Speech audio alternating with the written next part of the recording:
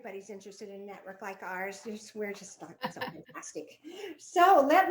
Tonight's a very special night in where we have the recipients for our Gina Estrada Women Helping Women Fund that we started in November when we voted her in to be our Woman of the Year after she had passed. So her husband, Bob Estrada, I asked him if he could be here, but he had a business meeting up in Fresno, Clovis area, and he was unable to make it tonight. So he's going to watch the recording, but he really helped us fund this fund. So I want to really do a shout out to him also. So get to know him. He's a financial advisor.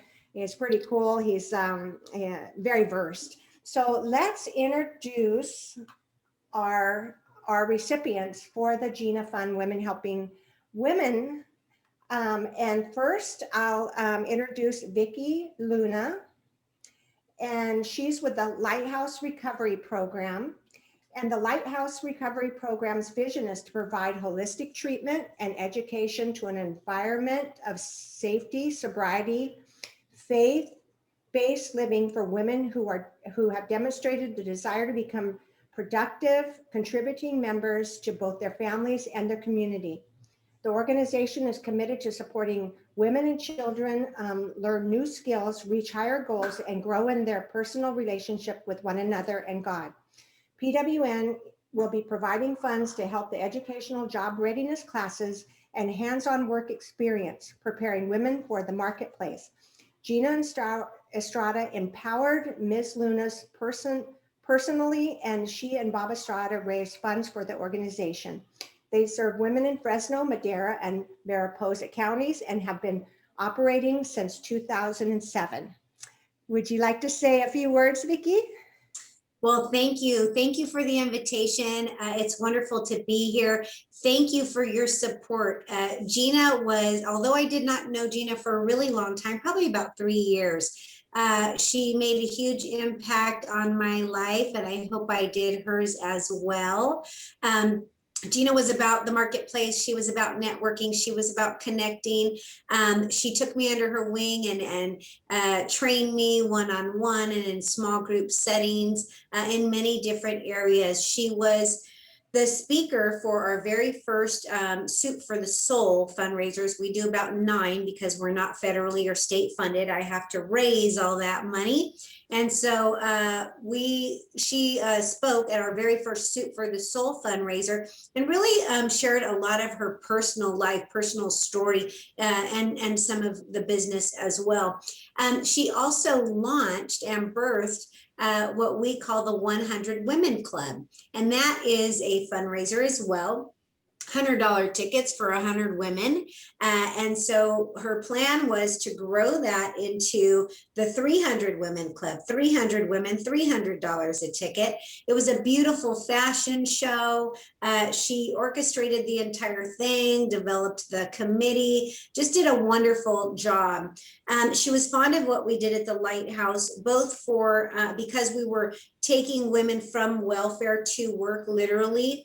Every woman that graduates our program is employed, not just sober, but she's self-sustaining before she leaves, before we call her graduated. And Gina was very fond of that, and also the faith-based aspect. We have 3 businesses that operate under the Lighthouse Recovery Program nonprofit. One is a coffee shop. One is a thrift store now, and another is called Light, where if you have Gina's book, you'll see that she highlights us in the back of the book. We made her a blouse that said faith over fear. And so she was fond of our organization for those several reasons, and we were definitely fond of her. So it is an honor and a privilege to be the recipient of the Gina Estrada Fund. I thank you all for selecting us and for creating this wonderful fund for nonprofits for years to come. Thank you so much. Thank you for all you do. Let's give her a hand. Okay, and our next is Community Human Services, and I see Robert, he's right there. And Human Services, about 4,000 Monterey County residents a year through numerous programs built around mental health and substance abuse and homeless services. Roughly half of their clients are female. Close to 250 to 300 of these women are homeless or at immediate risk. These women would be eligible for the funding PWN is providing. The funding is meant to help move these homeless females towards securing full-time housing and employment, or to help them access emergency services that will take them out of harm's way.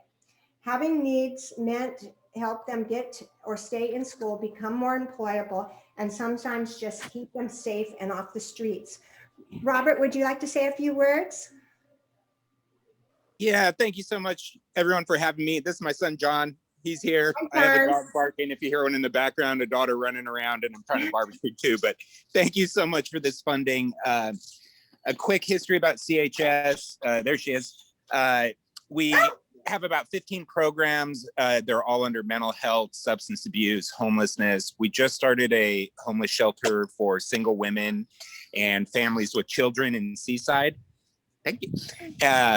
We opened it in January. It's about a 35-bed program when it's at its maximum. About 20 of those beds are for single homeless females. We also have Safe Place. It's a runaway homeless youth program. It's been around for about 30 years. It's right in downtown Monterey. We have Genesis House, which is a 35-bed residential drug and alcohol treatment program. I think those are probably the programs that will use this funding the most. We call it the Homeless Women's Fund. We've had it for about 10 years. It's really small grants that we give out to individuals, to women that are homeless or at risk at homelessness and are really looking for something to kind of move the needle to push them into self-sustainability. A lot of times it's their first job and we get them clothing for interviews. We've done a lot of dental work, people that have been homeless for a while. Their teeth has been really a barrier to them feeling confident, even when they go into job interviews. All of our programs, we try to stress sustainability in people's lives. We don't want to just say, here, we're going to help you for this amount of time. We really try to give them the skills that they can use to create a sustainable life for themselves. This is such cool funding. We just appreciate it so much. Thank you, everyone, for doing this. And I really can't wait to report back at some time and tell you the difference that this has made in people's lives. This is one of my favorite programs that we have. Thank you so much. Thank you, Robert. It's very dear to my heart. My husband and I started recovery 33 years ago, and Genesis House was a starting point for us, and they're outpatient. And through the years, we've hired many people coming out of recovery, and some of them are top management now, and some of them go to work for national insurance companies and things. So it's really, it's such an honor to see them come from, okay, I'm scared, I'm just starting to, wow, top notch. So thank you so much. Thank you all. We'll give you a hand too. Okay, our next recipient is the MCSC Women's Business Center, and that's directed by Laura Edwards. MCSC raises the economic, educational, and social levels of women in Monterey County, while their services assist all women to start and grow businesses. This grant will specifically help Hispanic and women in Latino minority community who are underemployed and whose income is at the low moderate rate levels. MCSC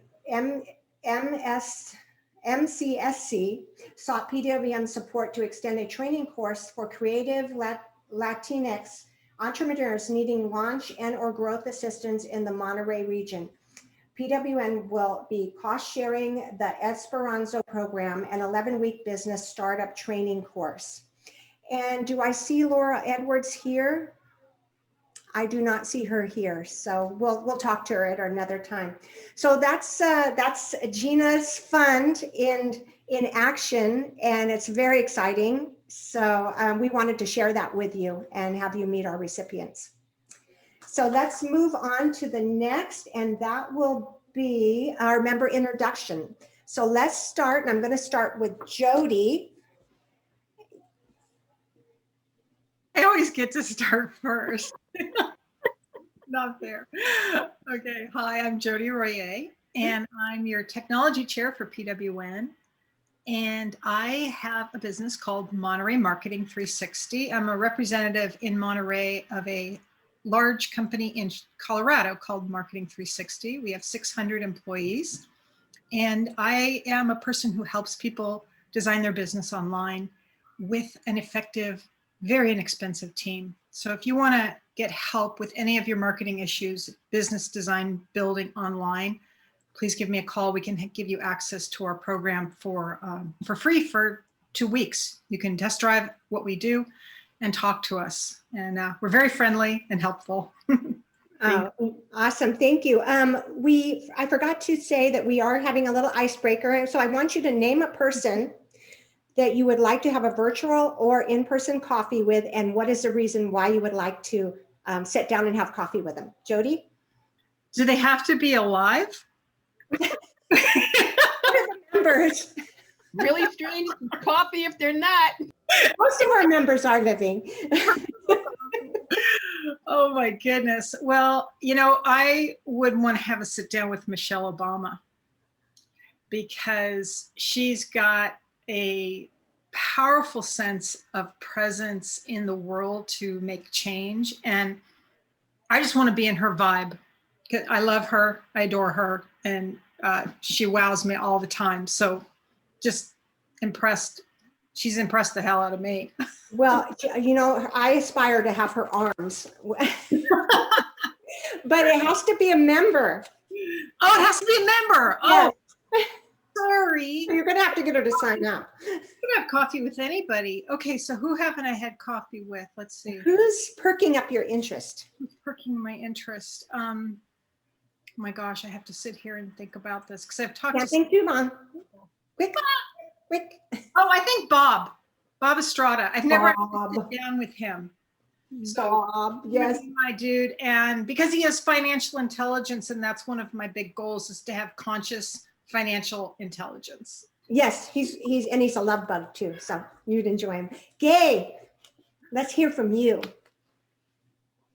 Okay, my name is Gay Friedman. My business is GC Friedman and Associates, and I help women find joy in their everyday lives so they can show up intentionally and live lives full of happiness and potential. I do this through workshops, local and retreats where I teach creativity, humor, and play. And I would love to have a coffee with Megan because she's like my bud here. And I haven't been able to talk to her recently. So yeah, when everything clears up, it would be Megan. Nice. Marion, our Woman of the Year 2020. Okay. Thank you, Teresa. Are you a woman that goes to her closet every morning and you stop and you stare and you wonder what to wear and the piles start growing on the bed and the frustration starts to build? Well, I'm a speaker. I am a style coach. I'm a cheerleader for my clients so that, especially for those that have less than perfect bodies like me. And what I love to do is help my clients really learn what flatters them and will give them the confidence that they need for the day ahead. I'm Marian Gallantly with Powerful Presence. I'm an image and wardrobe coach, and I'm one of only 21 certified image masters in the world. So let's see here. Because I have the privilege of being able to interview members on Friday, I'm looking here and seeing who haven't I talked to recently? Well, I'm going to say Karen Joseph, just because that's a totally new name to me. And if Teresa thinks you're great, I would love to have a virtual coffee with you. Nice. Thank you, Marion. You're welcome. Lori. Expecting to be next. Hi, how is everyone? I'm Lori Black-Odine. I'm the PWN secretary and the owner of Divorce with Dignity in Monterey, California. And I facilitate, coach, mediate divorces and do document preparation for numerous other legal issues. So I haven't met anyone. I would like to sit with you, Teresa, have coffee.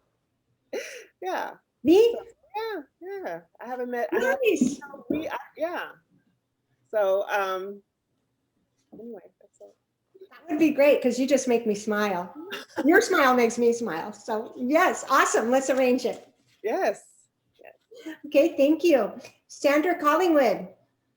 Hello to my wonderful PWN family, and that's what you are for me, all members of my extended family.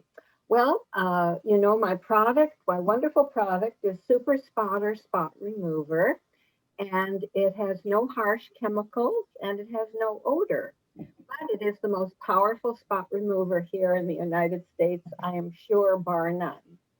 I just want to say that the product rescues people every day from an incorrect solution or any spots. And it certainly has rescued me on occasion. And you will hear more about that next at our lunch meeting, because I lovingly spilled an entire cup of coffee, newly made, on carpeting that was light and that I had purchased from Teresa long ago. And it was really heart-wrenching. But anyway, more about that next week. And I would love Jody Royer, where are you up there? Second square.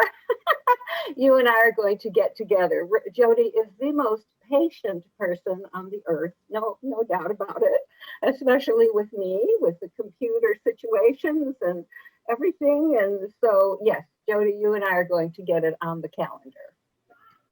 Yes, Sandra has rescued thousands from the dreaded spot. You're wearing angels. I thought they were flowers, but they're angels. This? On your ears. Oh my gosh, they are flowers, but they remind me of angels now.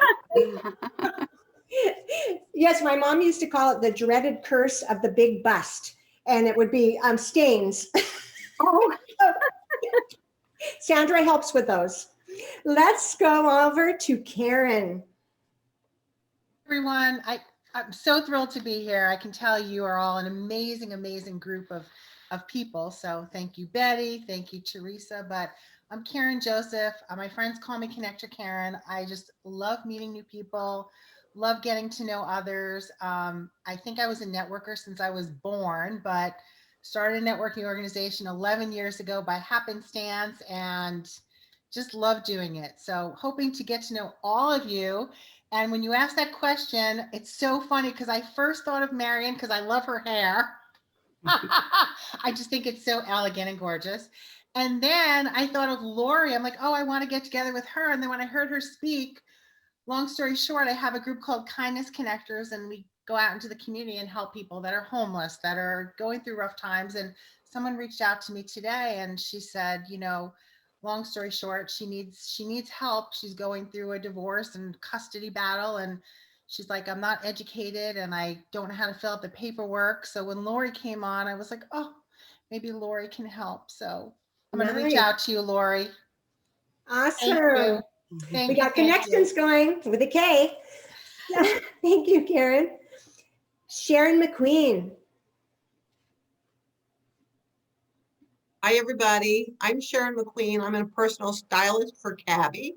Cabby is a unique brand of clothing that I bring to you with a fun fashion experience in your home. We can gather again, or on your patio or your deck, or virtually, and invite everybody across the country.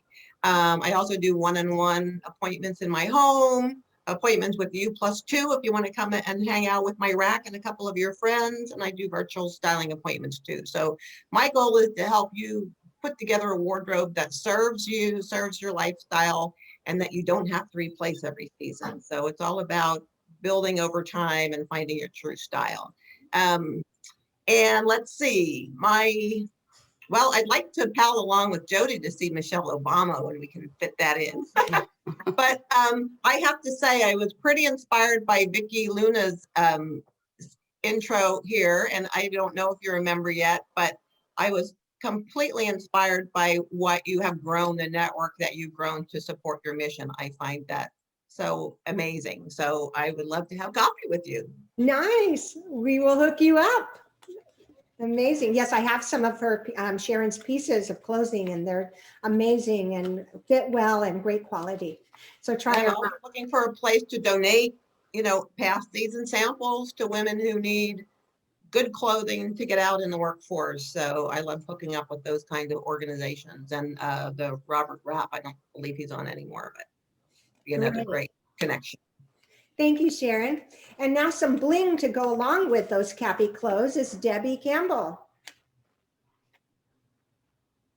Hi, everybody. I'm Debbie Campbell, and I'm an author, speaker, and an entrepreneur with Touchstone Crystal by Swarovski, which is the bling. So I'm still doing virtual gatherings to give ladies a chance to get together with their friends across the US, which is nice, and just have some fun and look at sparkly jewelry. And it's just a really fun gathering to see your friends and say hi. And I also work with women to start and run and grow their own businesses for Touchstone. So it's a lot of fun and I love it and I'm happy to be here. Thank you. And who? Oh, one person. It's going to be Betty, because a long time ago we said we were going to get together for coffee, socially distance, etc. And we didn't. I actually met Betty before I moved down here, and we never managed it. And so now we could still do that, but we've both also been vaccinated, yay. So I have to make it happen. So it would have to be Betty, because we owe that to each other from months ago. Thank you. Vicki, tell us a little bit more about yourself. Well, I'm married to the same man for 28 years. I think that is something to be applauded these days. So married to my husband, we have 2 grown children. My son serves as a CHP officer, not too far from home. He lives down the street and he commutes just about 20 minutes. He's 26 years old and my daughter is 21. She just got promoted to assistant manager. Today was her first boss lady day for Dutch Bros. She's 21. She's has one more semester at Fresno State and then she'll be going over to law school. I have a cuddly dog named Yoda who sleeps at my feet at night. I'm a member at my church, Cornerstone. I attend an inner city downtown church, been there for about 27 years. What do I do in my free time? If I'm not sleeping, I'm usually working. My weakness is salty chips. And every once in a while, I'll get on the back of my husband's Harley. So that's a little bit about me. Nice. And who would you like to have coffee here with? Well, I would love to I'd love to have coffee with you since you're in the Fresno area, face to face. I know of a great coffee shop called Cornerstone Coffee Company in downtown Fresno. And then Sharon, I'd love to take her up on her invitation. Where does Sharon, where do you live? I'm in Monterey, so. Oh, one of my favorite places to go. Come on out. Down. Yeah, there we And go. I'm up on the weekend, so I'll get a hold of you. Okay, awesome. Awesome. Doris. Hi, I'm Doris Beckman, and I'm the program manager for Covia Home Match. And what we do is it's a nonprofit, and we help people share their homes. We do background checks and living together agreements. And so we're creating affordable housing in the area by using existing homes. If you have a home that you'd like to share, or you know somebody who's looking for affordable housing, let us know. Nice. And who would you like to have coffee with, Doris? Oh gosh, there's so many. You only can pick one. Okay, Gay, I'm fascinated with your personality, and I think I'd love to hear more about you. Awesome. You can pick more, but yeah. Just cracking the whip. Well, definitely, I need to get together with Sandra again. I miss Sandra. Yes, Sandra. We used to Yes. at least have coffee every month. I know. I've been having lunch with Sandra for years and a couple times. So I really miss that. Okay, Crystal. Hi, everyone. My name is Crystal. and I'm a real estate agent, so I help people find their dream home or sell their homes. One person I'd like to get coffee with, she's not on tonight, but Lindsay Horton. Yes, she's pretty amazing. Yeah. Okay, thank you. Jean Stallings, another one of my mentors. You're on mute, so if you'll unmute yourself.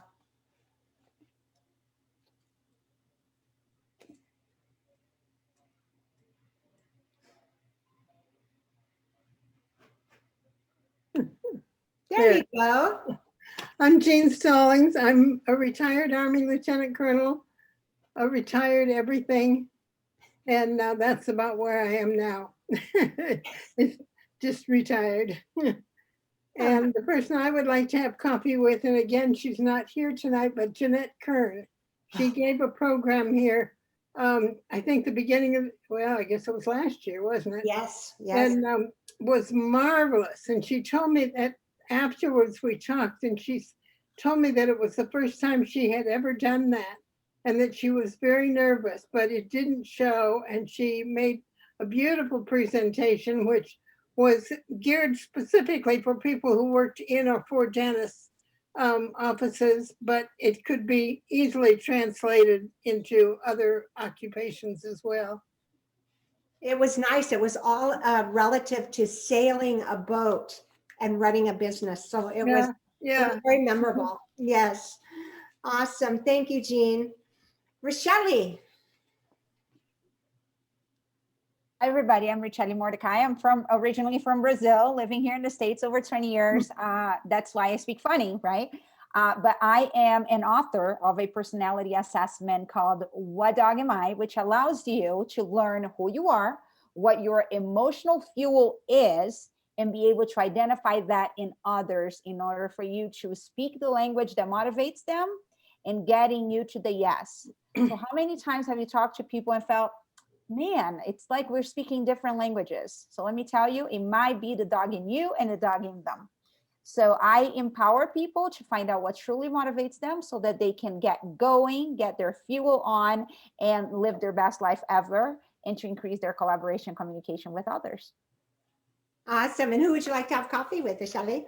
Marion, for sure. And this is going to happen. And as soon as Monterey opens up, I'm going to fly over there and do it. Marion inspires me in so many levels. People don't know this about me, but I was a fashion major in college after I dropped out of law school. And I cannot even live up to what I once was. And Marion still rocks her style. She's true to her style. So Marion's somebody that I need to grab a beverage with because she empowers me so much with her amazing works in her class. So. Awesome. Thanks, Rochelle. Make sure you get together with Karen too. She's always looking for speakers and wonderful people like you. Maluna. Hello, hello. I'm Dr. Maluna Fausch, Pitch Perfect Executive Speaking. When you care enough to speak the very best. So I work with folks on voice and delivery. I have some women who are auditioning for TED Talks. I have some executives in corporate navigating being interrupted, etc. as women. That's the space I'm in. 6 weeks in Monterey, yay! We have a beautiful old 1931 villa on Franklin Street. My upstairs, I have a view of Monterey Bay. Ah. Beautiful. Well, I'm looking around. Some of you I've met, just a few, but I'm looking at Jean Stallings because I bet she knows stories and can educate me all about my new city of Monterey. Awesome. She's a perfect pick there. Yes, I think you live on what's called Spaghetti Hill, founded by the Italians that came and ran the sardine factories and the different fishing for the sardines then that made Monterey famous. Yes. Christine Cristobal.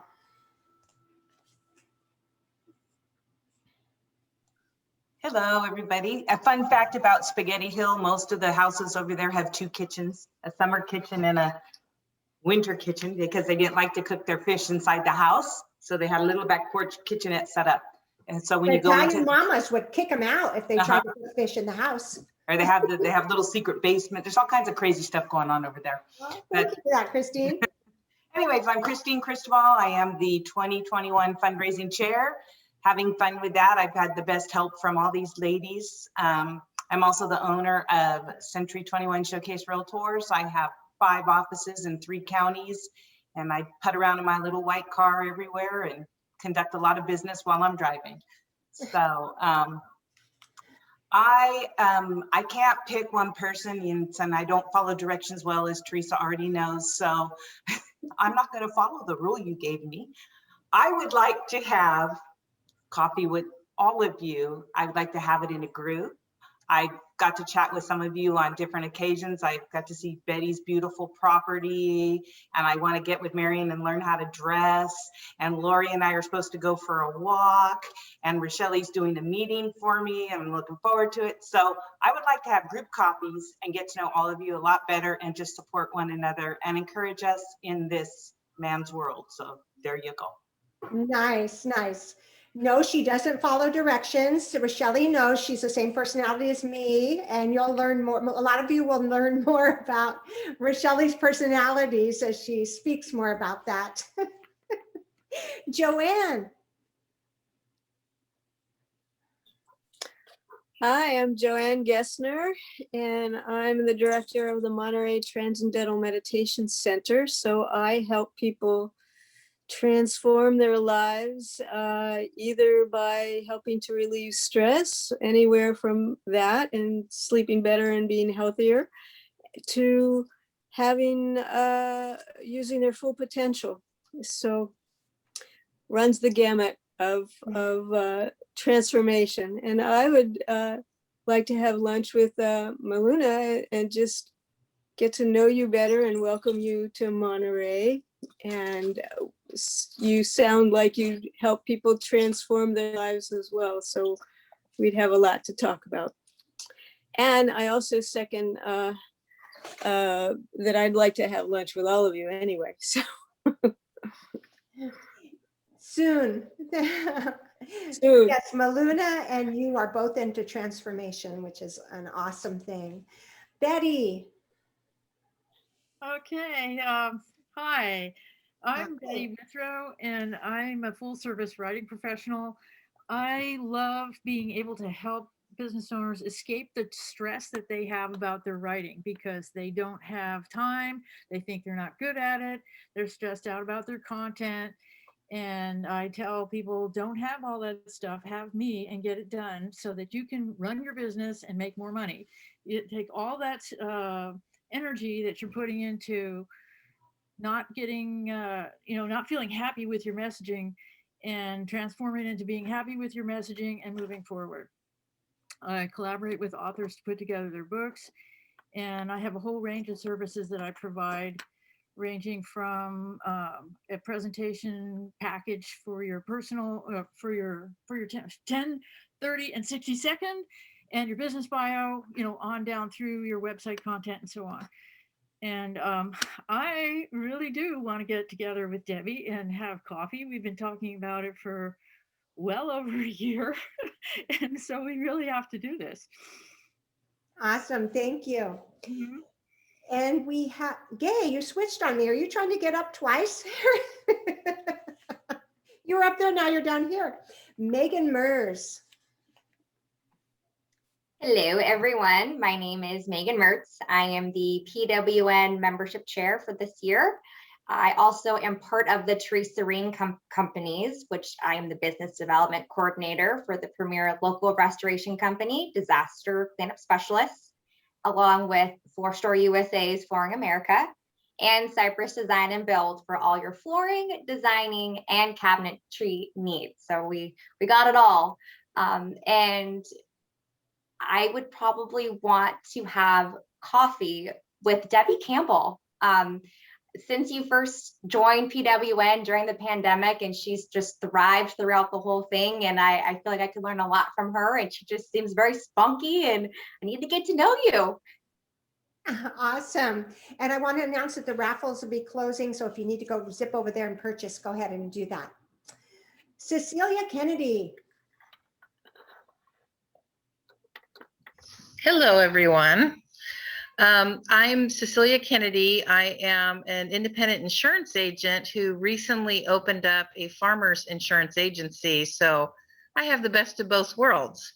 So I consider myself an asset protection specialist.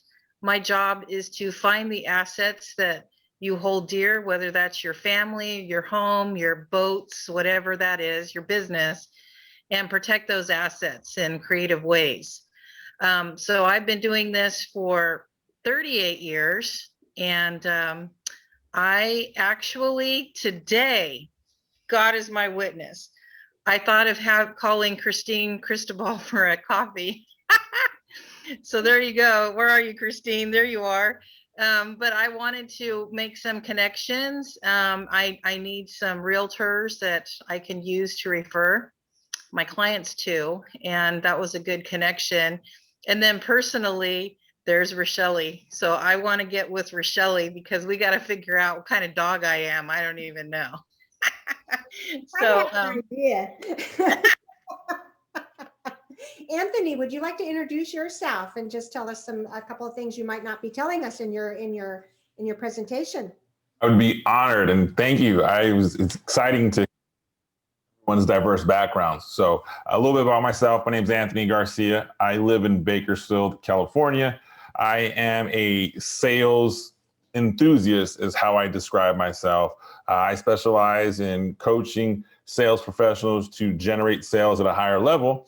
And in the beginning of COVID, I share this very openly. My business pivoted where it was no longer sales reps coming to me, but entrepreneurs and small businesses on how do I keep generating sales in COVID? And now it's a post-COVID world. So that has what I've been doing is truly focusing my time on generating sales. I love the marketing concept of what people do, but I always use the analogy, we can create marketing to have the phone ring, we can create marketing to have the emails come in, but what exactly do you say when you speak to somebody?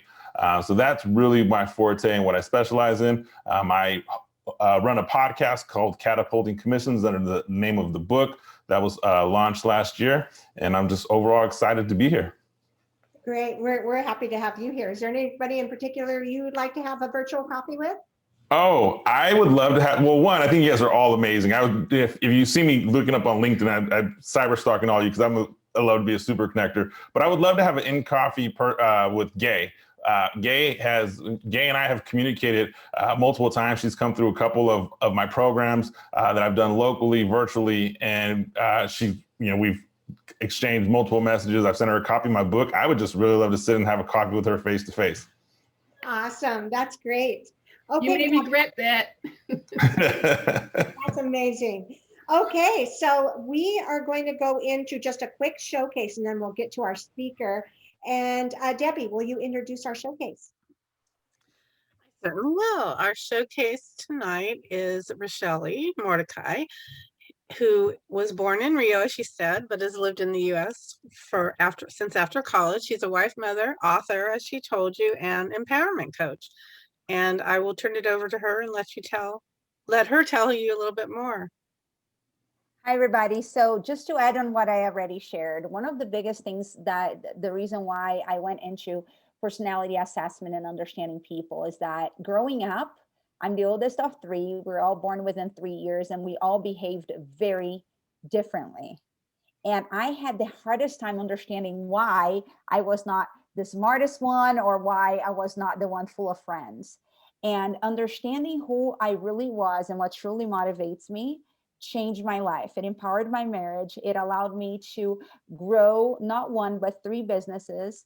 And right now I go around to companies and have this program called Sales Masters, where I empower people to understand what truly motivates the employees so that people can work together better. How many of us go to work and we don't work together better, right? Or help people to understand that sales is any interaction that you have with somebody where you have a clear purpose and you want to drive some results, and getting people through a sales system to help them to increase agreement gaining. This concept has changed my marriage, my life, my communication, but most of all, my expectation of others. So Teresa and Christine were joking that, you know, they don't follow directions, and that's because of the dog in them. And it's amazing to understand that, because when you collaborate with people and sometimes you are frustrated in a sales setting, a business setting, a personal setting, often it's because you have expectations that exceed the reality and the natural performance of that person. It will be like you guys expecting that I'll be fluent in Japanese, right? When I'm from Brazil living in the US. Those expectations and communications prevent us from gaining agreements, from moving forward, from adding value, and from creating strong partnerships that will help us to know what motivates us and help us to identify that in others. So that's me in a nutshell. If you're interested in learning more about me, please connect with me. I would love to get together with all of you guys soon enough, flying over there. Maybe we can have clam chowder at Gilbert at the pier in Monterey. So thank you, everybody. Awesome. Thank you, Richelle. I'm currently working, my team is working with Richelle right now in their communications, and I've worked with Richelle for about 15 years now. So she's quite amazing. I forgot to introduce myself. I'm Teresa Ream, your 2021 president, and I'm also the president of Disaster Cleanup Specialists, Flooring America's Floor Store USA, and Cypress Cabinets. The person I want to have coffee with, and I know it's going to turn into a lunch because I love to go to lunch at her place, is Jean Stallings. I missed having my couple of times going and getting with her at the place she lives. It's like a cruise ship, the Canterbury Woods. You go there and it's just, it's amazing. So I'm going to look forward to that, Jean. Oh, you're on mute. Okay, well, we'll read her lips. So let's go into our speaker. And Gay, would you like to introduce him? You are on mute too. I do that all the time. Said I am honored to do this because I'm so just honored that he accepted my invitation. Anthony Garcia is an international best-selling author and expert in sales training and recruitment, whose insights have been featured in Forbes, CNBC, Fox, and CBS. As an 18-year veteran of sales, Anthony achieved top accolades in direct sales, business-to-business sales, and medical sales. In his first business at age 22, he built a team of over 100 sales reps and then went on to receive top accolades for his leadership in direct sales, B2B, and medical sales. He currently serves on a leadership team that oversees a $500 million medical sales organization, where he has also trained international sales forces and helped facilitate product launches in new markets. He is author of the international best-selling book, Catapulting Commissions, and a keynote speaker who has shared the stage with Les Brown and Jack Canfield. Anthony's sales strategies are used worldwide by large sales organizations. On his podcast, Catapulting Commissions, Anthony interviews some of the world's top sales performers and entrepreneurs. Ladies, I'd like to welcome Anthony Garcia. Well, it's exciting to be here, and I'm incredibly humbled that Gay invited me, and I am a big fan of the networking community. So what you've built here, I have spoke to various different groups across the country, and I would say this was just the excitement, the authenticity, and I gotta be honest, your group here of the skill sets within this group, you can accomplish anything. I mean, you literally have everything within this group. So kudos to you. Richelle, I love what you do. I stalked you. Please reach out to me. I'd love to bring you on the Catapulting Commissions podcast because I've never heard of what dog is the fight, but I would love to learn about it. And so there's no better way for me to learn about it than live on the air and share it with our show. So the podcast show gets about 10,000 downloads a month. So I'd love to have you come join us. So, all right, let me pull up a PowerPoint. So the message for today is sell like the pros, and a little background on why the talk is titled Sell Like the Pros. When you talk to people about their biggest fear in life, right? There's public speaking and there's sales. And when people say, this is what's scaring to me, And when someone says, I can't do sales, I can never do sales. But for those of us that have been in the sales industries, and I'm going almost on 2 years or 2 decades in the sales industries, various different industries, I have to be honest with you, it's not a skill set that can't be learned. And so when this facade of selling is so difficult, I've decided that I wanted to come and share the Catapulting Commissions message and simplify it with actionable steps today. So I'm going to utilize a PowerPoint here to kind of help guide me along, and bear with me as I get this up and running. So do share here, play from start. Okay, so I think are we seeing the correct screen? If you can help me out, because my screens get completely swamped here. I'm gonna assume that's a yeah. Yes, we can. All right, so you're not seeing my notes, you're just seeing the title? We're seeing the title, not the notes. Perfect, thank you, ladies. I really appreciate this. So, sell like the pros, and I will try to buzz through this within the next 30, 35 minutes. I will be more than happy to stick around with any questions, just dialogue and anything of the nature at the end. So, I'm a true believer that every person, regardless of the industry, needs to be trained in sales, and at the bare minimum, have a basic understanding of what sales is and the psychology of it. Listening to each one of your introductions, I view that as an opportunity to sell your product, sell your service, sell yourself. And so as you go out, we're all providing a service. I've worked with some really incredible legal and medical minds, and I've had conversations with surgeons who have said, hey, at the end of the day, you're still making a sale. You have to have built confidence that your patient's going to say, yes, I want to go through with this procedure. Now, in life and death, those are different situations, and it's a different tangent. But the art of being a salesperson, it's not just being a smooth talker or having the gift of gab. There's an actual science. And so I share that with everyone because I was just like the people we talked about. I was terrified of sales. It wasn't something that came natural to me. And with all honesty, it became my life's mission because I've never mastered it. And when I tell people that, when they're like, oh, you're the expert or you're the sales guy, I'm like, no, I've just never stopped learning. So I've never come across a sales consultant or coach or consulting group or methodology. I'm like, oh, you're my competition. I'm always like, teach me. I want to learn more because I believe the more tools you have, the better you're off. So give you a little background here. Everyone has to sell something. Listening to your businesses, you all have a product, service, or widget you sell. Everyone has to sell something at some point in their life. And this is incredibly important for us to take with us going forward. Everyone makes this look easy. I'm actually frustrated with the misrepresentation in the personal development industry, right? And I'm going to assume based on the networking group you're in, we've all participated and joined personal development opportunities, whether they're courses, symposiums, live events. I'm really frustrated because the sales professionals that teach sometimes get on stage and make it seem like, hey, this is just so easy.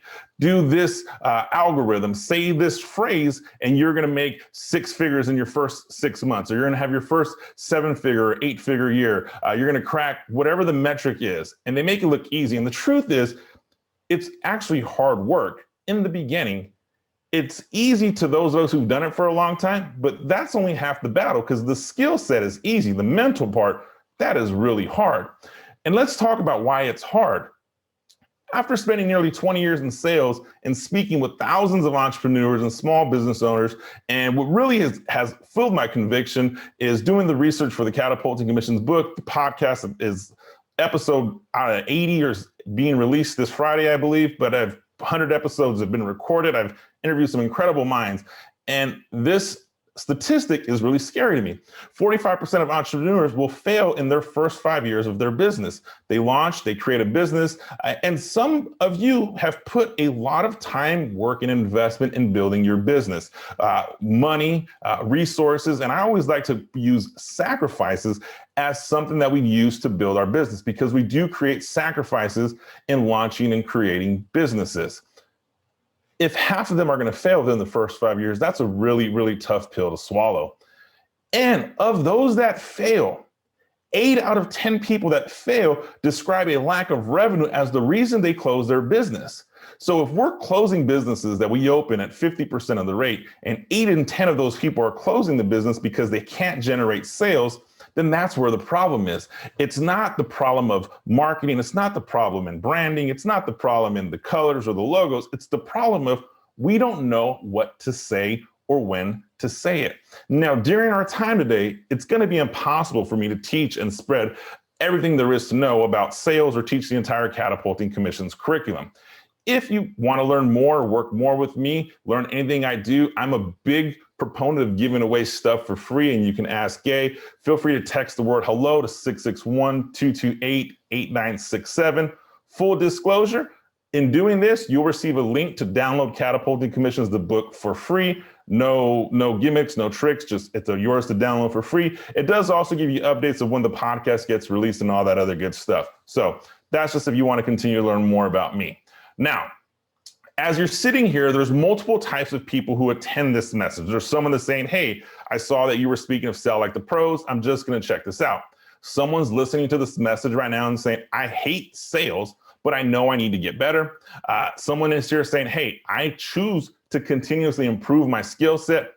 Someone's here because they want to continue to grow personally. And someone's sitting here saying, hey, I could probably teach this. Multiple types of people are watching this today, and that's okay, because at the end of the day, I truly believe you'll have a nugget that you could take that will be able to implement in your business immediately. Now, a little bit about myself. I shared it a little bit, but I just was doing the math before this. So father time hits us all. So my 18 years has recently turned to 19 years, but I've been doing this for quite some time. I'm the podcast host. I have trained domestic, international sales forces. One of the coolest accolades that was announced earlier this year, Catapulting Commissions was endorsed by Selling Power Magazine as one of the best sales books in 2021, which was a personal goal of mine because I had seen some of the books that I read as a kid endorsed by that magazine. There's my social media handles. I'd love for you to connect with me. I'm always on there. Instagram is probably the easiest to get to me. LinkedIn gets really busy, so I'm sometimes a few days delayed. What I'm going to cover today, I'm going to cover 4 things in brief. I'd love to go deep with them, but if you want to learn more deep, you can reach out to me. We're going to talk about a sales mentality, marketing versus selling. Why yes, the psychology of consumers. And I love that session because if there's anything you'll remember, I promise that will be the session, and how to repeat this process, right? We want to make sure that you don't just take something today. We want to ensure that you have something that you can repeat and utilize moving forward. So, the sales mentality. If you recall how I started earlier, I said the skill of sales is actually easy. It's hard to learn in the beginning and everyone struggles with that. But once you get it down, it's fairly easy. The mental component of being in sales is much like the mental component of being an entrepreneur. Because as an entrepreneur, we're lonely sometimes, right? We experience challenges in our business that sometimes our peers may not understand. And if you don't get connected with a network like this is amazing. But I often speak to entrepreneurs that are so isolated or siloed that I tell them, like, your own thoughts are going to prevent you from succeeding. So the very first thing we talk about is to have a true sales mentality. I first realized I needed this sales mentality nearly 19 years ago. I was in my early 20s. And I was in Bakersfield, just moving into Bakersfield, and I was negotiating office lease for my new business that I was going to launch. And I knew I didn't have the credit nor the finances to secure this lease, but I knew I had a negotiation skills. And I sat with the owner of an office space who wanted to charge me $2.34 per square foot. And I walked in and I was like, look, I've been watching this. It's been vacant for 8 or 9 months. He wants to rent it out. He's going to tell me a high price. I'm gonna tell him a low price, and we're gonna work this thing out. I had to make a mental shift going into there that, you know what, if he tells me no, that's okay. Now, I was young. I drove to Bakersfield for the day. He was my only person that gave me a call back that was willing to show me an office space. I wasn't signing a 3-year or 5-year lease. I was really signing a 6-month lease, praying that I could make it work. And that negotiation was the day I realized the sales mentality is different, because I sat in the car, looked in the mirror, I put Zig Ziglar on a CD, and I'm like, okay, I'm gonna do this, I'm gonna do this. And when I hard negotiated for $1 per square foot, with the caveat, if you find someone to pay the full price, I'll move out within 24 hours, no questions asked. I ended up being a 3.5-year tenant for this guy. He raised my rent a little bit later, but it truly was the day I realized that mentality is what we need. So the reason I share that story is because you're going to have mental changes to make. If you're an entrepreneur, you're a salesperson. You're either selling a product, you're selling a service, you're selling yourself, or if you are an entrepreneur as a manager, a owner, you lead a team, to me, this is the most challenging sale. You're selling your vision, right? Most sales training programs are taught to sell products or services. Very few are taught to sell yourself. Even fewer are taught to sell your vision, because when you sell your vision, there's not a tangible product for somebody to take. They're actually buying into you. They're believing in you. And that skill, once it's developed, it should be treated with so much respect, because it's the highest honor for someone to believe and follow you. So let's ensure we make that shift. You're always selling something. Now, selling yourself is a little different than selling a product. Okay. The reason I share this, we've all dealt with it. Imposter syndrome is real. It exists. I know when I made the decision to build my consulting company outside of corporate America, and full disclosure, this journey is my second journey to entrepreneurship. And I share the story in the book, but I crashed and burned in my earlier career, and I fizzled out. I was like, I'm going to do this thing again. Right. And so as I launched Catapulting Commissions, all these imposter syndromes came up, and I was like, who am I? And I started thinking of the big names in the professional development industry. And I struggled with it myself. And then I started having them be guests on my podcast. And then I started networking with them. And I realized the imposter syndrome is something we make up in our head. And we have to really fight that off. So in order to sell something and have that sales mentality, you first must give yourself the permission that you are going to be successful at selling whatever it is. And in order to do that, you have to create your power circle of influence. Now, this power circle of influence is incredibly important, not only for the success of your business and keeping the doors open, but it's also incredibly important for the success of your sales. Your power circle of influence is your friends, family, group, coach. We all have a friend. We all have family. This is a group.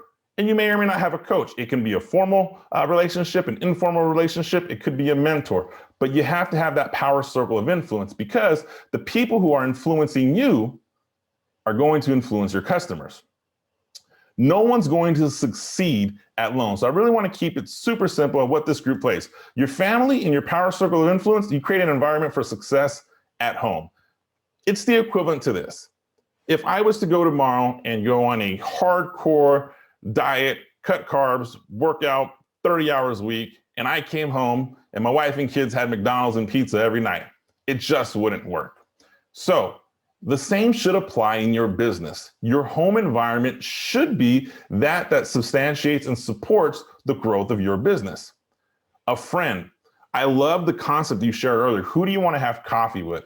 I'm a big believer in having mutual accountability for success from someone who's like-minded.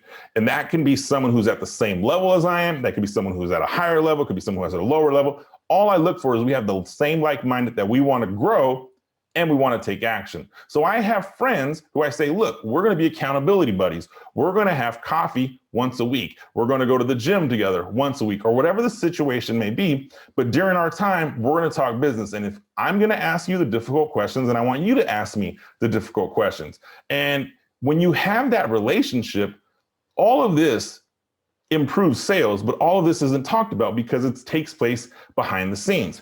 A group, this is a mastermind, a networking group, somebody that's going to professionally help, impact, motivate, and inspire. And then a coach. This is a truly dedicated person that's only responsible for your success or accountability. The difference between this and the accountability buddy or friend we have listed here is the sales coach or the accountability coach is going to be the accountability partner. There's no two-way relationship. It is the accountability coach working with you, coaching you, holding you accountable. And the perfect example I have with this is several of my clients who work with me, we set metrics and benchmarks as to what time they should be making their first prospecting call, or what should be how long should they have between the time they finish their contact and when should they send a follow-up. We schedule a time frame, and that's some of my first conversations. Did you follow up with your prospect within the first 6 hours of leaving? And if the answer is no, we're not holding ourselves accountable to a program that we've implemented. So you want to have that power circle of influence. Now, I want to say this about sales. We have just talked about having a sales mentality and setting up that background, because that's essentially what's going to impact and give you the foundation for growth. Famous plastic surgeon, Dr. Maxwell Maltz, said, the most important sale in life is to sell yourself to yourself. So if you're sitting here and you're listening to this or you're watching this and you're simply saying, that's great, but that works for Gay, but not me. That works for Susie, but not me. We have to change that thinking, because you have to be able to sell yourself to yourself first. You can do this. The position you're in right now is exactly where you're supposed to be. And the opportunity for success is closer than you think. And I must say this, it's one of my favorite quotes I've ever heard from Tony Robbins, and I repeat it all the time. In the world of sales and entrepreneurship, people often overestimate what they can do in 1 year, but they underestimate what they can do in 10 years. Don't underestimate yourself. Sell yourself to yourself. I assure you, you can be successful in this industry. Now, let's talk about sales and marketing, because sales and marketing is truly a different skill set. They're often lumped together. When I have people reach out to me and say, hey, I really need help with a marketing campaign or a marketing strategy, and my response is, I can help with the component of it, but I'm not going to be the guy that's going to optimize your website. I'm not going to be the guy that's going to write your copywriting. There's a lot of things that I won't do, solely because I truly believe they are unique individual skill sets that work together, but they're often lumped together. And I say it like this, and I have great colleagues, friends, and customers who are VPs and executives of marketing divisions. Salespeople, entrepreneurs, are forced to have difficult conversations. Marketing people typically don't have to have those difficult conversations. And we'll use some analogies here shortly. But to give you an idea, is what we're discussing marketing or selling? Because if you're going to generate product interest, you're going to do market research, you're going to do product development, you're going to do promotion, you're going to go through a pricing strategy, you're going to research the competition. All of these skill sets are required to be successful in the world of entrepreneurship, which is very true. But all of these skill sets are marketing. They are raising customer awareness. Marketing can help sell you and your products. Let me rephrase that. Marketing is a tool to help you sell your products, your service, your widget, yourself. It doesn't replace it. And that's one of the biggest misconceptions when people are like, hey, I need a big marketing campaign. And it cringes when clients call me and say, hey, I want to up my marketing budget. And I say, that's great, but what are you going to say when the phone rings? And if there's no answer there, I'm like, look, I don't know if spending the excess thousands of dollars on Facebook ads, social media ads, radio ads is the answer, because you're not prepared to have the results that come with that. Because marketing will create interest. It's what do we do afterwards. So to recap that, marketing is raising awareness about you and your product. Marketing is not selling. Marketing can make you feel good, but it doesn't necessarily generate revenue. And I know the world of social media selling is really, really big right now. And I recently had a guest on the Catapulting Missions podcast that all she specialized was its Instagram masterclass, how to sell on Instagram. And I have to be honest with you, I learned so much during that time. But it still comes to my core belief that marketing and social media go hand in hand, because they create vanity metrics. Social media vanity metrics: how many likes, how many comments, how many shares. TV, radio, they're vanity metrics. Come join, pay for this radio ad. We have an encashment of 65,000 people. Email marketers, come join me. Let me email my list. I have 20,000 emails. I'm gonna send your product out. I guarantee you'll get a response, right?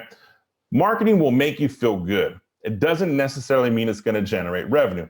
When I discuss and speak sales, that generating revenue component is when someone says, here's my credit card, here's my bank information, here I have clicked and to pay for something because I believe I'm getting something in return. Marketing can be successful without having that step take place.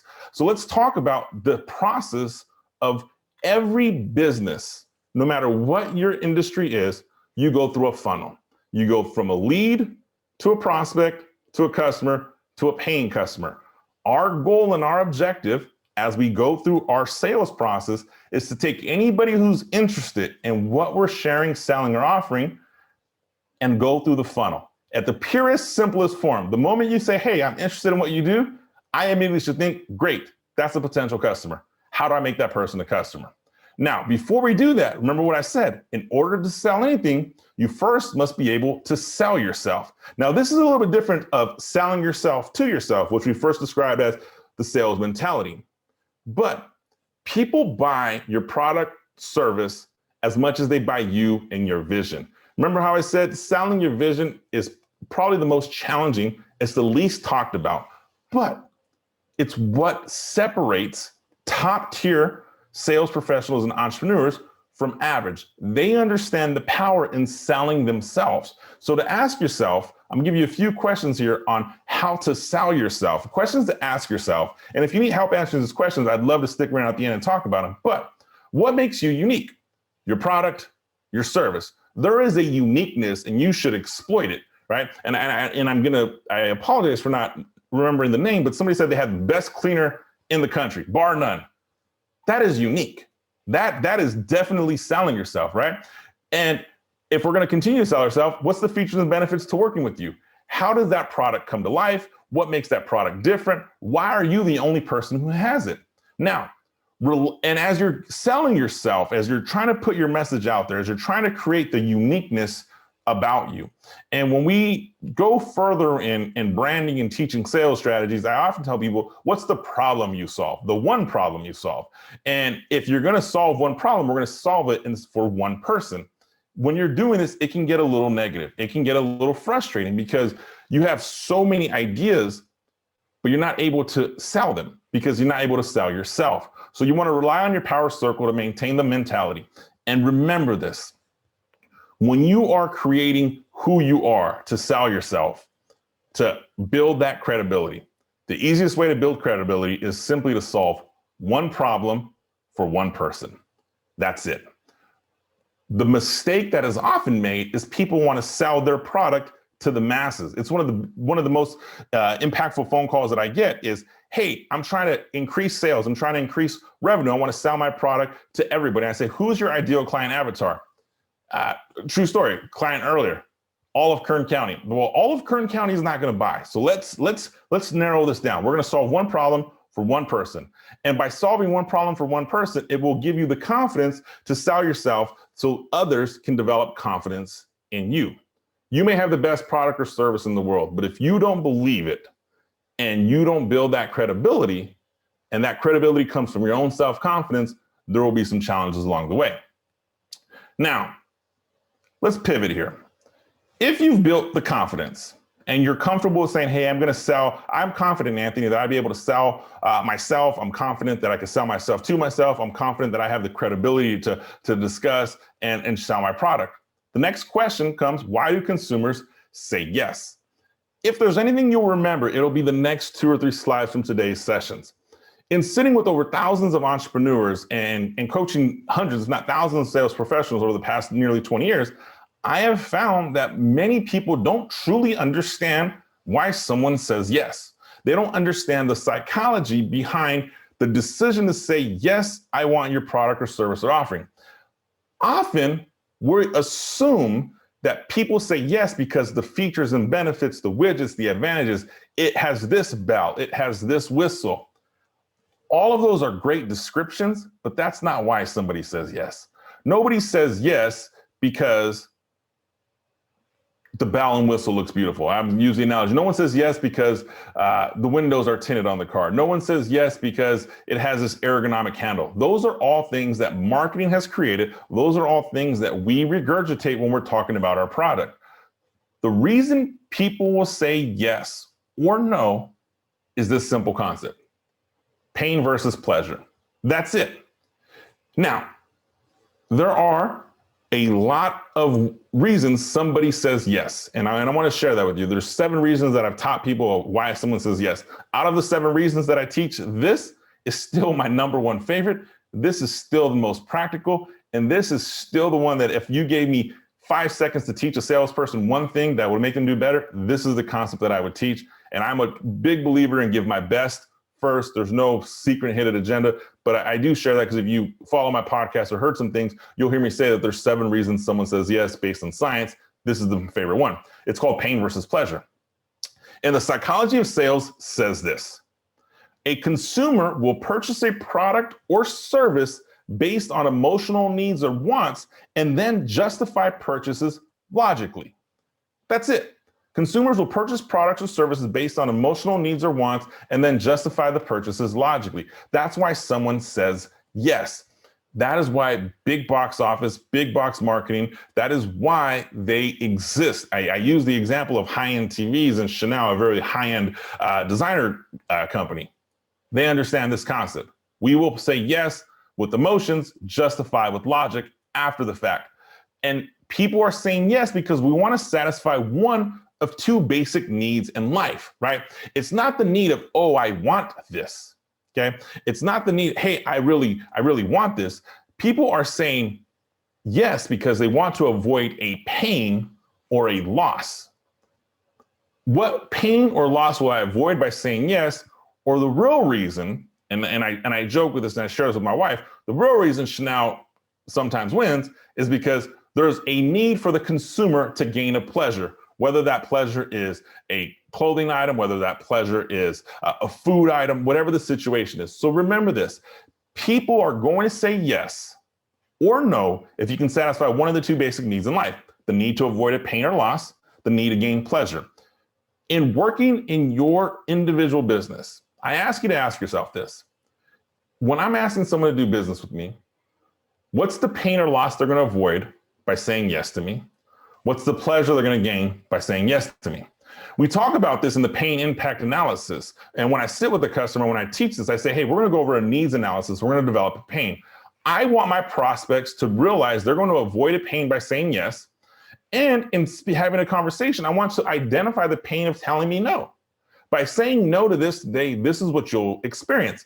And in doing so, we quantify a picture, and I get my prospects to acknowledge pain. And give you an example, there's different types of pain points: financial, productivity, process, support, emotional, status, etc. And one of the very first times that I've ever experienced having this conversation was, if you don't say yes to this product that I'm offering you today, what are you going to continue to do? And most times they're going to go back to their preferred method, what they were doing before, and they had just told you they weren't happy with it. Right? I go back to the simplest thing. The very first thing I ever learned to sell was a kitchen knife. And it was ergonomically designed. It's an amazing kitchen knife, and I loved it. First thing I learned to sell. And I remember having a conversation, and I was incredibly young at the time. I said, if Miss Jones, if you don't say yes to using this, are you going to use the same knives you just told me that hurt your wrist? And she was like, well, yeah. I'm like, I got to be honest with you. Isn't that pretty painful? Well, yeah, it is. Let's find a way to make this affordable, right? The reason I share that simple story from many years ago, because I repeat that process in every conversation I have. What's the pain that your customer will experience by telling you no? Even so much so now, and we go into a post-COVID world, if your pain has to do with financial productivity, that pain is magnified tenfold. And before I ever ask somebody to say yes, I typically ask them to acknowledge that the pain exists. And I even go even further for bonus points, and I can't dive too deep. I actually quantify the pain. How expensive is it for you to tell me no? If I quantify the pain and I get your acknowledgement, I have something that I can go a little further on. Now, the pleasure side of things is, how will my prospects' quality of life be enhanced by this purchase, be enhanced by you? I use the analogy of purchasing a car because a car purchase is the single biggest pleasure sale that takes place on a daily basis. Get in the car, drive the car, fill the car. Let's figure a way to make it affordable for you. It's solely sold on emotions, which is the reason why that car salespeople don't want to let you leave the lot, because they know it's a emotional purchase that you're justifying with logic right then and there. Okay. So in that same concept, pleasure can be separated into specific categories: money, time, status, physical, emotional, familial, taste. And I put taste here because once you realize this, the restaurant industry loves this. They love this. Some of the greatest restaurants in the world that I've been to, It's not a secret when they come out with a dessert that's already prepared and say, here's our dessert options, and you're looking at a fresh creme brulee or a strawberry cheesecake or whatever the decadent chocolate decadence or whatever it is, you're like, oh my goodness, that looks amazing. Don't need it, but man, that's going to taste really good. Completely pleasure filled, psychology of pleasure. It's the reason we say yes. The dream of pleasure will always be the best salesperson. And the reason I share that is if you go through this process of pain versus pleasure and having this conversation, you never really have to say, hey, do you want to do business with me? Because the pain is so great that they say, I want to sign up. Or the pleasure is so great, they say, yes, I'll take 2 of them. That's what happens. And I will tell you this, the best sale that takes place is when both people win and when no one feels like they're being sold. And in order to get to that level, you have to either have your prospect acknowledge they're avoiding the pain or they're going to experience the pleasure. Again, remember, people buy with emotions and logics. People buy with emotions and justify with logic after the fact. Now, just because we're able to make a sale one time and we've got this understanding of this pain versus pleasure principle doesn't mean that it can happen every time.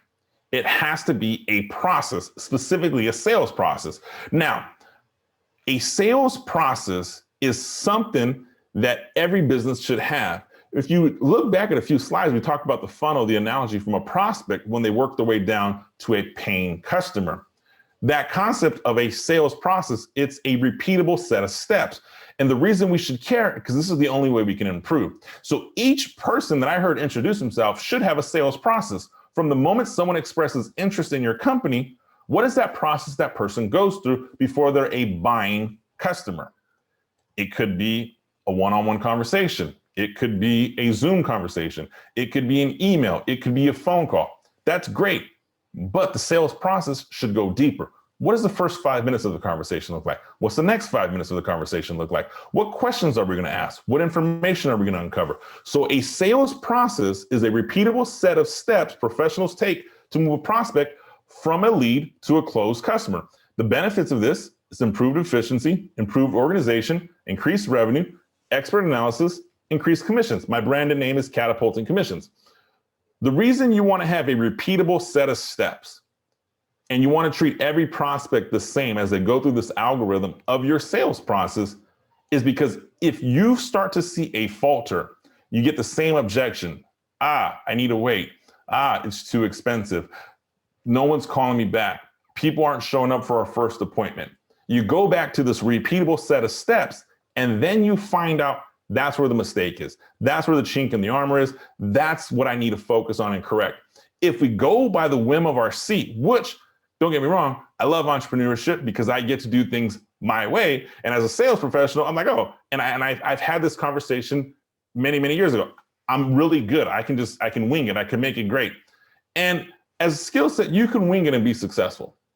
But to take it to that top 1%, that top tier in your industry, it's a science. And that's why all the best entrepreneurs, all the best sales professionals, all the best companies have a set process that people run through because they know where we can identify deficiencies and improve. So repetition essentially becomes your friend. The world of sales and entrepreneurship, the more we repeat something, the better we get. The more we repeat something, we identify mistakes. I believe this so much so that I actually tell my clients, if you follow a sales process, at the end of the day, you probably hear the same 5 or 6 objections over and over again. They're just worded differently. And it has never failed in nearly 20 years. You are absolutely correct. I hear the same objections over and over again. So let's identify and let's work those. The reason I share repetition is your friend. And I found this quote about a year and a half ago when I was putting some concept together. And Steve Harvey, multiple shows, but I love the concept because he talks a lot about repetition. And the story he says is he took the same $25 a night jokes and told them over and over again until he was paid $250 a night, then $25,000, then $75,000, $125,000, $500,000 for a show, and $58 million with the Kings of Comedy in one night. Repetition is how I became successful. I told the same jokes until I built an empire. Never give up. Remember that power circle of influence we had in the beginning? If you go through a sales process, and sales is tough because the truth is more people will say no than say yes. Entrepreneurship is tough because sometimes you're left alone with the thoughts in your head. That can be scary. Go back to that power circle of influence. Work on the repetition, work on that process. I do have a catapulted commission sales process that I teach, and I'm going to go through it real briefly here as we continue to wrap up. But it's a true 6-step process that I go through, and we apply it for every business. We prospect, we pre-call plan, right? We need to ensure that our time is spent with people who are qualified, who is our ideal client avatar. We have a pre-call plan in place. So ever before I even get on the phone to speak with you, or ever before you even come to my website or whatever ad I had, you call me, I want to have a strategy in place. Having zero strategy will lead to zero revenue. Needs and pain analysis, it's 100% the pain versus pleasure algorithm. We just dive a little deeper on it. I address objections typically before they come up because your objections are the same. So I typically say, here, I'm sure you're concerned with this. And I bring up these objections, address them. I always share a personal story with somebody because I want them to buy into me just as much as they're buying their product. I believe that personal story is that factor of people do business with people they like and trust. Many times that personal story at the end, I create that personal story I say that personal story in a fashion that lets my prospect know I've done my research on them. And with research today, it's incredibly easy to find LinkedIn, Google, to learn something about the person sitting in front of you, share a personal story that creates familiarity, and you'll see the familiarity that takes place, and close. This is what we do. And at the end, after the personal story, I simply say, hey, what are your thoughts? And 9 out of 10 times when I'm selling something, someone says, hey, let's get started. So that sales process, it's the purest, most basic sales process, but it's applicable to multiple businesses. The concept of selling like the pros is one of the biggest misconceptions because it's not the gift of gab. It's not being a smooth talker. It's not being high pressure. It's not being sleazy. It's 100% based in science, understanding the principles of pleasure versus pain, having the correct sales mentality, selling yourself to yourself, and having a repeatable set of steps. Now, I would love to learn more and work more with you guys, and I'm giving you an opportunity. If you recall what I said in the beginning, if you text 661-228-8967, you will literally just text the word hello. You'll get a link to download Catapulting Commissions, the book, for free.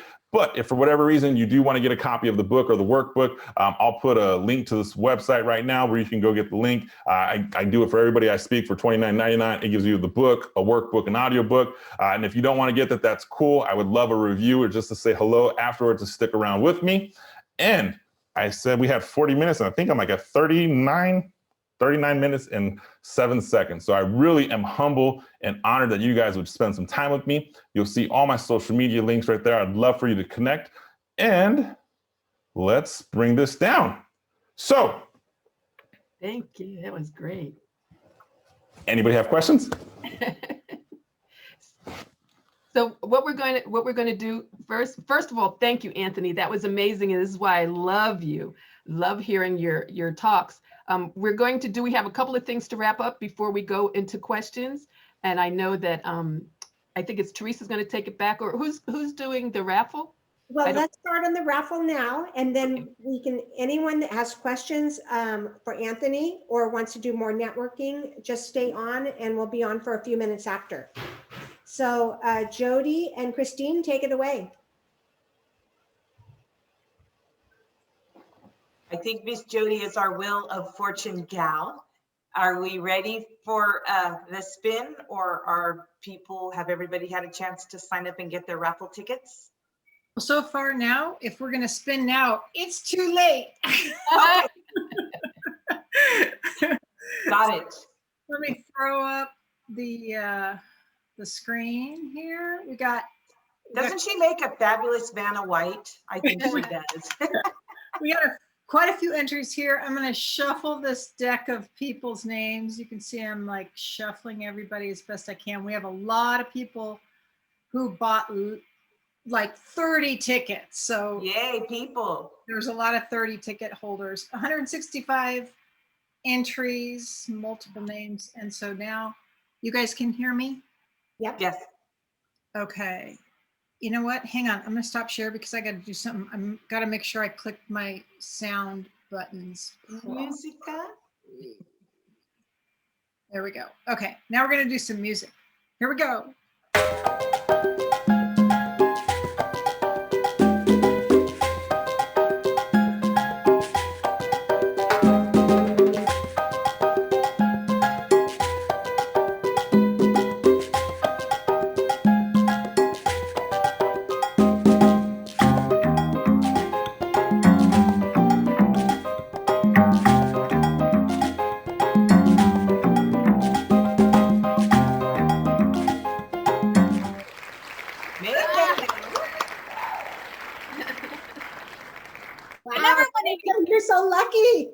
excited. I've never been to SIR. Awesome. Anthony, that was amazing. I've heard a lot of different sales talk, but that one really hit home with the simplicity of your message and just the down home psychology of it, of pain and pleasure. I mean, how can we forget that?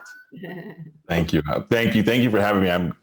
Again, your group was so motivating. Like I speak to multiple groups and just, I hear a lot before, and your group is genuinely special. Thank you. Thank you so much. So stay on and talk a little bit with Anthony. I'm sure you have a couple of questions. And for those of you that have to leave, I'll see you soon. Okay, who would like to start with a question for Anthony? There's so much. Anthony, I have a question. Yes, ma'am. So my mentor is Bob Proctor, and we know his favorite thing to say is basically, I'm a professional salesperson when it comes down to it. And he loves sales, and he learned it from Earl Nightingale. And so, you know, this whole thing about his thing is leading people on the path of agreement. And so for you with the digital world that has become this tidal wave since the last 20 years, what can we do that's going to help bridge that relationship gap that can happen where people just get inundated with content and information and everybody kind of just goes numb and then doesn't make a decision? So how can we all stand out in the Yeah, no, that's a really good question, and I'm familiar with Bob Proctor. I'm familiar with the original sales guys. I mean, these are who I learned from as a young kid. So that's kudos to you on that. I would say this: the path to agreements and familiarity in the e-commerce world, it's incredibly important now. Even so much so that I believe the way I learned sales, the way some of my mentors learned sales, is going to be a completely different story in 20 years from now. It's going to be really digital, really e-commerce driven. The path to relationship is going to always be the same thing as it was when we were knocking on doors and cold calling businesses. It's what value do you bring? If you look at the concept of, I use medical reps, pharmaceutical reps, because pharmaceutical reps in the beginning, they brought value. Everybody loved to see them. Now, the value is all online. So sometimes physicians don't have time to see the reps anymore. Well, if you take that same principle and we go into the e-commerce digital space, it's about providing value. And when we're in a e-commerce digital world, if you provide value with the idea of audience maximization first, revenue second, it's actually become really easier to generate sales. The challenge that I think we have in the digital world is everyone wants to try to sell something first without building that additional value. You know, if we look, there's thousands of courses and programs and different things that exist. And I have seen people, you know, who have pitched me, who have been on my show, who have talked to me, and I have conversations off air with everyone. And the most successful ones have the same thing in common. Do you charge for your best information? And the answer is no. We give the best information for free. I build a raving fan and a following, and I charge for the application. Now that's in a service-based industry, but if it's a product-based industry, then it goes into the psychology of social proof. Will this do what it says it's going to do? And who else has done it? So which again goes back to how many people can I get this product in their hands for free or a low cost? And can I get a review? Can I get a testimonial? Can I build that social proof? So in that e-commerce world, I think the concept of, hey, I'm going to ask you for a sale immediately. I'm going to ask you for a sale. Yes, we're going to have this conversation. Don't allow e-commerce, even though it's a transaction industry, right? You put a credit card in, someone pays. There's still a relationship. And it's one of the reasons in the following that I've built over the past almost 2 years since Catapulting Commissions has come, I treat them, and I even said on my podcast, Catapulting Commissions family, because I really want people to get all the value of what we share, of what we teach and sell for free ever before they buy a book or course or a mastermind or anything. I want them to leave saying, I learned a lot from listening to this for free. And so I think that same applies in product-based services, product-based industries. And you'll see some of the good marketing, some of the good products that are bridging that gap. And they've been doing it for years. And it used to be infomercials, and now it's online. Pay $9.99 to get your first product, and you're immediately set up for auto shipping. Pay a small fee to get the product in your hand. That's bridging our relationship. So I think it's a low barrier to build that relationship by providing something of value first, and that goes down the path of agreement. Great, thank you. And Cecilia had a question. Yeah, so excellent presentation. Thank you so much. Thank you. And I feel pretty confident in my products and service because I've been doing it a while.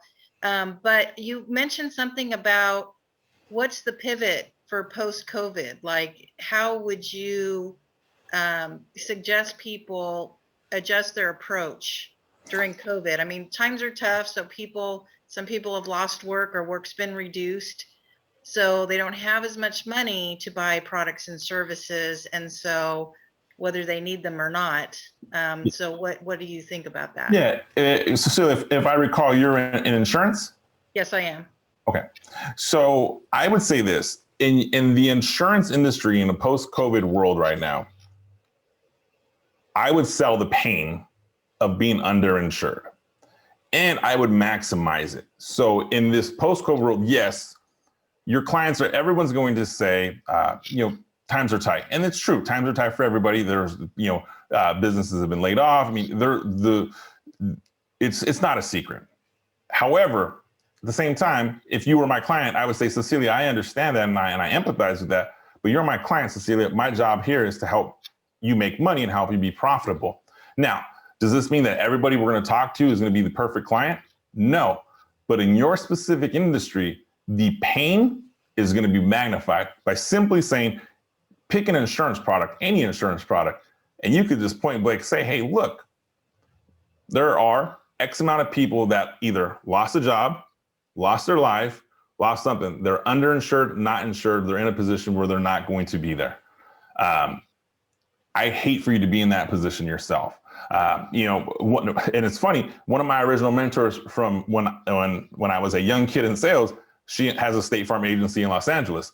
And she called and we set up some insurance premiums, and it was during COVID, and it was her talk track to me. She was like, look, in the event you're out and about and something happens to you, you want to be protected. And the pain of leaving my family underinsured was terrifying enough for me. So I would in your industry highlight that pain principle. And two, I would be cautious of mentally having your thoughts saying people can't afford this because times are tight. Because the moment that thought creeps in, our thoughts become reality. Now, it's true, it exists, and I understand that. And I would tell you the same thing I told my other clients who are in financing, who are lending money for finances. We may have been really good before COVID, where you can make 2 or 3 outbound phone calls to pick up a client. It may take 6, 7, 8, or 10 now, until quote unquote, we get back to normal, but your prospects still exist. Commerce is still taking place right now. So that would be my approach specifically for your industry. I think the question is, how do you sell post-COVID? And I would go back to one of the things I said is, don't allow your thoughts to become your reality. The moment we give our thoughts the power of reality, we start to realize it happens, right? It's our perceived bias, our cultural bias. People can't afford it. I'm not going to sell it. It's expensive. No one's going to buy it.